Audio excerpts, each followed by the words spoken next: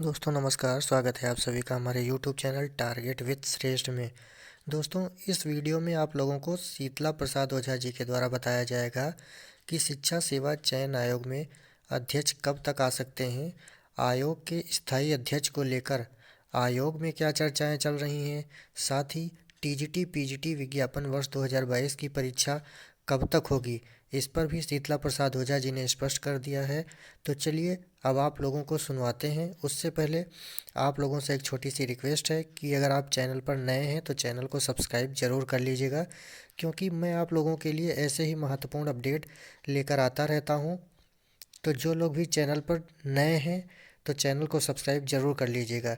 इस वीडियो को आप लोग जो है ज़्यादा से ज़्यादा लोगों तक शेयर कर दीजिए, जिससे और भी लोग इस चैनल से जुड़ सकें और उन्हें भी हर अपडेट समय पर मिलती रहे। तो चलिए अब आप लोग जो हैं शीतला प्रसाद ओझा जी को सुनिए कि उन्होंने इस पर क्या कुछ कहा है। जैसा कि मित्रों आप जानते हैं कि उत्तर प्रदेश शिक्षा सेवा चयन आयोग के द्वारा 16 और 17 अप्रैल को प्रदेश के विभिन्न मंडलों में परीक्षा विज्ञापन संख्या 51 असिस्टेंट प्रोफेसर की कराई गई और उसमें व्यापक तरीके से भ्रष्टाचार तो हुआ ही, लेकिन इसके बावजूद भी कई प्रतियोगी छात्र लगातार ज्ञापन भी दिया गया असिस्टेंट प्रोफेसर के रिवाइज आंसर की अर्थात संशोधित उत्तर कुंजी। आखिर उत्तर प्रदेश शिक्षा सेवा चयन आयोग क्या चाहता है, शिक्षा सेवा चयन आयोग की मंशा क्या है कि प्रतियोगी छात्रों के दर्द को, प्रतियोगी छात्रों की समस्याओं के लिए अगर प्रदेश की योगी सरकार ने इस आयोग का गठन किया है तो मैं पूछना चाहता हूं, आयोग के जो कार्यवाहक चेयरमैन हैं सचिव मनोज कुमार जी हैं, परीक्षा नियंत्रक देवेंद्र प्रताप सिंह हैं, आखिर आयोग की मंशा क्या है। इससे साफ जाहिर होता है सिर्फ और सिर्फ कि विज्ञापन संख्या 51 असिस्टेंट प्रोफेसर में व्यापक तरीके से भ्रष्टाचार कराने का कार्य किया गया है। मित्रों बता दें कि शिक्षा सेवा चयन आयोग की नाकामियों ने जिस तरीके से प्रतियोगी छात्रों के साथ मजाक किया है या कहीं न कहीं हमारे सपनों के अरमानों को लगातार कुचलने की कोशिश इन निकम्मे अधिकारियों के द्वारा किया गया है। जैसा कि आप जानते हैं कि अभी हाल ही में उत्तर प्रदेश शिक्षा सेवा चयन आयोग अधिनियम 2023 में भी प्रतीक्षा सूची को नहीं शामिल किया गया है, जबकि प्रतीक्षा सूची से तमाम प्रतियोगी भाइयों बहनों को एक नौकरी पाने का रास्ता साफ होता है। लेकिन ये मुझे कहने में बिल्कुल भी संकोच नहीं है, प्रदेश की भाजपा सरकार ने जब से, प्रदेश के मुखिया योगी आदित्यनाथ ने जब से इस आयोग का गठन किए हैं तब से इस आयोग की ना तो साइट ठीक है, ना तो इसकी कार्यप्रणाली ठीक है। लगातार ये सवालों के घेरे में चल रहा है। उत्तर प्रदेश शिक्षा सेवा चयन आयोग हो, वो चाहे उत्तर प्रदेश लोक सेवा आयोग हो। लोक सेवा आयोग तो बहुत पुराना आयोग है, लेकिन हाल ही में योगी सरकार के द्वारा 2017 से लेकर के 2023 में प्रदेश के मुखिया योगी आदित्यनाथ जी ने एक आयोग का गठन किया।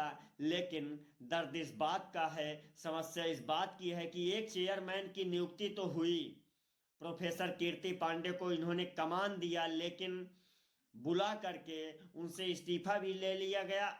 ये सब क्या चल रहा है उत्तर प्रदेश में। अब इसके बाद फिर 10 दिसंबर पूर्ण हो गया है। अब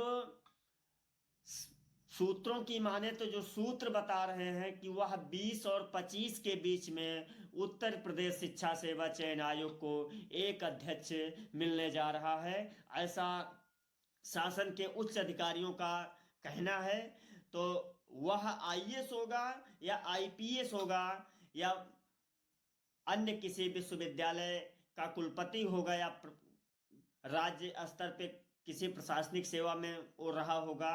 अब लेकिन प्रदेश की योगी सरकार ने जिस तरीके से युवाओं के भविष्य के साथ मजाक किया है या कहीं न कहीं अब बिल्कुल बर्दाश्त करने की क्षमता नहीं है। तमाम प्रतियोगी भाई बहन फोन करके कॉल करके यह परेशान है कि आखिर विज्ञापन वर्ष 2022 की परीक्षा 2025 लास्ट 26 में होगी या फिर से जब हमारा देश आज़ाद होगा तब होगी।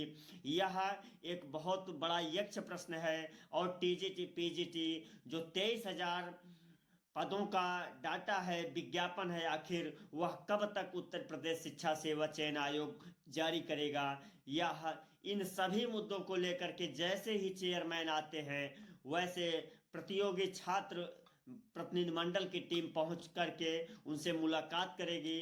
और मेरी कोशिश रहेगी कि आपकी परीक्षा मार्च लास्ट और अप्रैल में संपन्न करा ली जाए। तमाम प्रतियोगी भाई बहन यह दावा कर रहे हैं कि प्रधानी का चुनाव है, तो मैं बता दूं मित्रों, टीजीटी पीजीटी की परीक्षा से और प्रधानी के चुनाव से इसका कोई लेना देना दूर दूर तक कोई नाता नहीं है। इसलिए उम्मीद है कि परीक्षाएं इन्हीं तिथियों पर होनी चाहिए, क्योंकि इतना लंबा समय बीत गया, 4 वर्षों का समय जो है दिया गया है। अभी तक हम कहीं अन्य राज्यों में फॉर्म भरते तो शायद आज बेरोजगार ना होते।